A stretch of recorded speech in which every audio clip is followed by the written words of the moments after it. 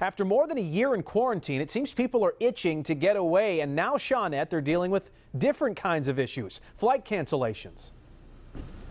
Yeah, so Jason, a travel expert says it is likely that the airline looked at bringing back more pilots and more additional staff members to accommodate this ramped up demand for flight travel, but instead decided that it would be much easier to juggle flights. This expert says that this will not be a major problem for Philadelphia's airport. 3-4 times a year.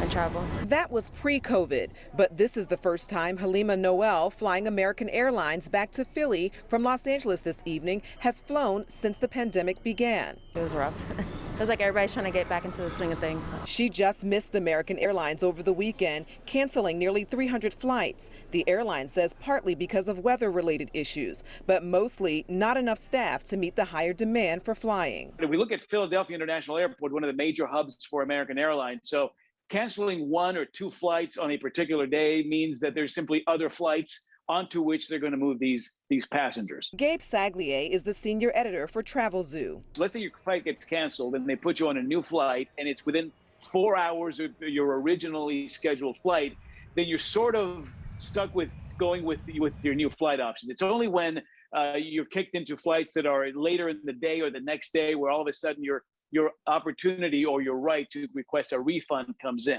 Saglier says you could consider moving your flight to after mid-July, when American expects to have the kinks ironed out and without penalty fees. The plus around booking now is the fact that you're seeing probably some of the better values for summer travel now than you will see. Ron Williams just landed in Philly on American Airlines and says he heard about the cancellations while out west. If I get stuck somewhere I don't want to get stuck, like Los Angeles.